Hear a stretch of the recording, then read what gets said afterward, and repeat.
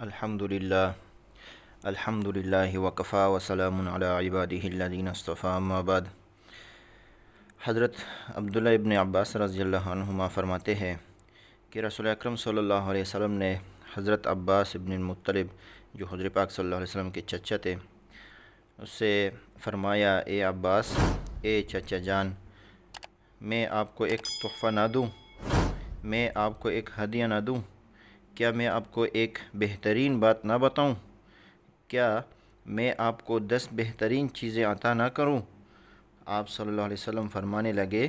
یہ جو عمل میں آپ کو دینے لگا ہوں، اگر آپ اس کو کر لے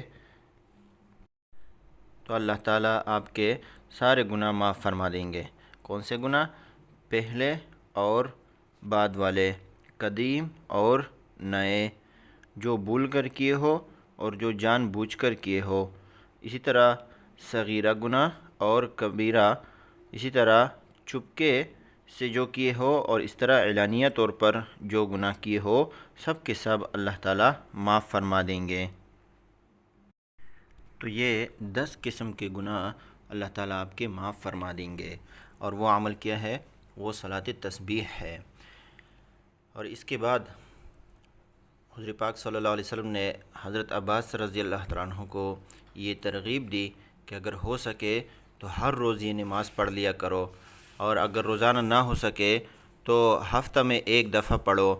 اگر ہفتہ میں نہ ہو سکے تو ہر مہینے میں پڑھ لیا کرو، اور ہر مہینے میں نہ ہو سکے تو ہر سال میں ایک مرتبہ پڑھ لو، اگر یہ بھی نہ ہو سکے تو عمر بھر میں ایک دفعہ ضرور پڑھ لو۔ تو اس سے اس کی فضیلت ثابت ہو جاتی ہے، اور اس کا اندازہ ہو جاتا ہے کہ حضور پاک صلی اللہ علیہ وسلم اپنے چچا کو اس کے بارے میں ترغیب دے رہے ہیں کہ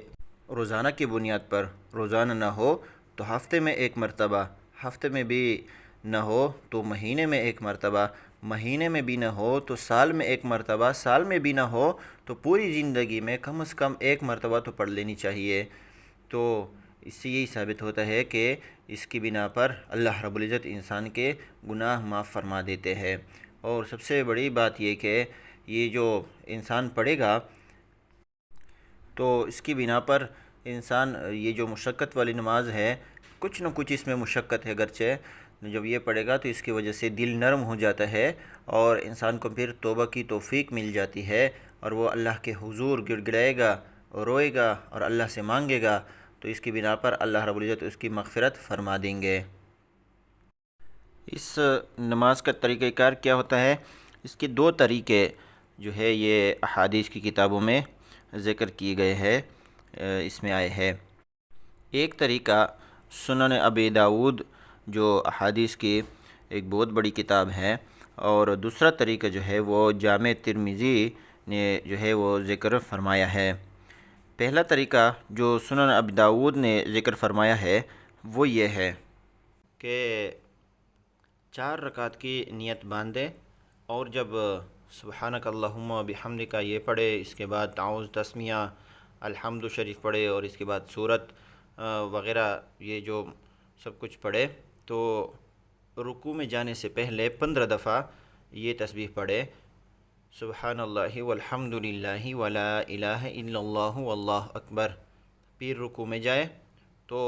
سبحان ربی العظیم کہنے کے بعد 10 دفعہ یہی تسبیح پڑھے، پھر رکوع سے اٹھے تو ربنا لک الحمد پڑھنے کے بعد ہی یہی تسبیح 10 مرتبہ پڑھے، پھر سجدے میں جائے تو سبحان ربی الاعلیٰ کے بعد 10 مرتبہ یہی پڑھے، پھر سجدے سے سر اٹھا کر جلسے کی صورت میں 10 دفعہ یہی تسبیح پڑھے، دوبارہ سجدے میں جائیں گے تو سبحان ربی الاعلیٰ 3 مرتبہ کہنے کے بعد پھر 10 مرتبہ یہی تسبیح پڑھیں گے، اور اس کے بعد سر اٹھا کر بیٹھے اور 10 دفعہ یہی تسبیح پڑھ کر دوسری رکعت کے لیے کھڑا ہو۔ اسی طرح دوسری رکعت پڑھے، اور جب دوسری رکعت میں اتحیات کے لیے بیٹھے تو پہلے وہی تسبیح 10 مرتبہ پڑھ کر پھر اتحیات پڑھے، اسی طرح یہ چاروں رکعتیں پڑھ لے۔ یہ تو ہو گیا اس کا پہلا طریقہ۔ اب آتے ہیں اس کے دوسرے طریقے کی طرف۔ دوسرا طریقہ اس کا یہ ہوتا ہے کہ 4 رکعت کی نیت باندھ کر اول سبحانک اللہم و بحمدک و تبارک اسمک و تعالی جدک ولا الہ غیرک یہاں تک پڑھ کر اس کے بعد 15 دفعہ یہ تسبیح پڑھنی ہے، سبحان اللہ والحمد للہ ولا الہ الا اللہ واللہ اکبر، 15 دفعہ یہ پڑھنی ہے۔ اس کے بعد تعوذ پڑھیں گے اور اس کے بعد تسمیہ یعنی بسم اللہ اعوذ باللہ پڑھیں گے، بسم اللہ پڑھیں گے اور الحمد للہ رب العالمین سے لے کر ولا الضالین آمین تک پڑھیں گے، اور صورت ملائیں گے، جو بھی کوئی صورت ہو یہ ملا کر جب صورت ختم ہو جائے تب 10 مرتبہ یہی تسبیح پڑھنی ہے، سبحان اللہ والحمد للہ ولا الہ الا اللہ واللہ اکبر، شروع میں 15 مرتبہ اور یہاں پر 10 مرتبہ،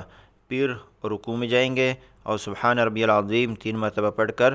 10 مرتبہ یہی تسبیح پڑھیں گے، سبحان اللہ والحمد للہ ولا الہ الا اللہ واللہ اکبر، پھر قوما میں یعنی رکوع سے سر اٹھا کر سمع اللہ لمن حمدہ کہہ کر ربنا لک الحمد پڑھیں گے، پھر اس کے بعد یہی تسبیح 10 مرتبہ پڑھیں گے، پھر سجدہ میں سبحان ربی الاعلیٰ کہہ کر 10 مرتبہ یہی تسبیح سبحان اللہ والحمد للہ ولا الہ الا اللہ واللہ اکبر۔ اس کے بعد جلسہ ہوگا، جلسہ کا مطلب ہوتا ہے یعنی 2 سجدوں کے درمیان میں جو بیٹھا جاتا ہے اس کا نام جلسہ ہے، اس میں بھی 10 مرتبہ پڑھیں گے،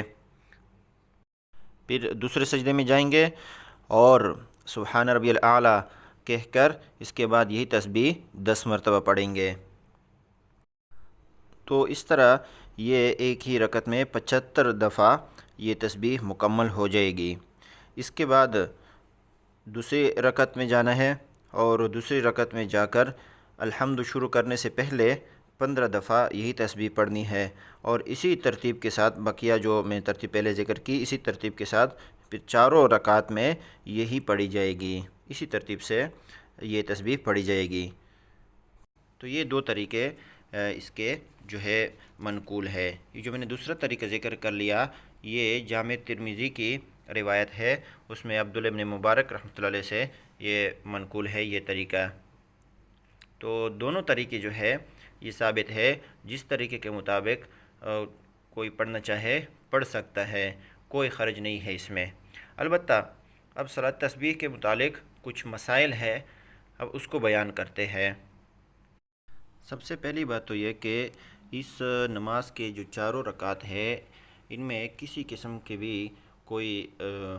صورت خاص نہیں ہے ان کے ساتھ، بلکہ ان چاروں رکعتوں میں جو صورت چاہے پڑھے، کوئی صورت ان کے لیے مقرر نہیں ہے۔ دوسری بات یہ کہ اگر کسی رکن میں تسبیحات بھول کر کم پڑھی گئی یا بالکل ہی چھوٹ گئی تو اگلے رکن میں ان بھولی ہوئی تسبیحات کو بھی پڑھ لے۔ مثلا رکوع میں 10 مرتبہ تسبیح پڑھنا بھول گیا اور سجدہ میں یاد آیا تو سجدہ میں یہ بھولی ہوئی 10 بھی پڑھے اور سجدہ کی بھی 10 پڑھے، گویا ایسی صورت میں سجدہ میں 20 تسبیح پڑھے۔ بس یہ بات یاد رکھنے کی ہے کہ ایک رکعت میں 75 مرتبہ تسبیح پڑھی جاتی ہے اور چاروں رکعتوں میں 300 مرتبہ۔ اگر چاروں رکعتوں میں 300 کا عدد پورا ہو گیا تو انشاءاللہ صلاۃ التسبیح کا ثواب ملے گا، اور اگر چاروں رکعتوں میں بھی 300 کا عدد پورا نہ ہو سکا تو پھر یہ نفل نماز ہوگی، عام نوافل کی طرح صلاۃ التسبیح میں یہ شمار نہیں ہوگی۔ تیسری بات، اگر صلاۃ تسبیح میں کسی وجہ سے سجدہ سہو واجب ہو گیا تو سہو کے دونوں سجدوں میں اور ان کے بعد والے قعدہ میں تسبیحات نہیں پڑھی جائے گی۔ چوتھی بات، تسبیحات بھول کر چھوٹ جانے یا کم ہو جانے سے سجدہ سہو واجب نہیں ہوتا۔ پانچویں بات یہ یاد رہے کہ تسبیح کے گننے کے لیے ہاتھ میں الگ سے کوئی تسبیح لے لینا یہ اچھی بات نہیں ہے، بلکہ اس کے لیے یہ ہو کہ جب ہاتھ باندھے ہو، ناف کے نیچے ہاتھ باندھے ہو،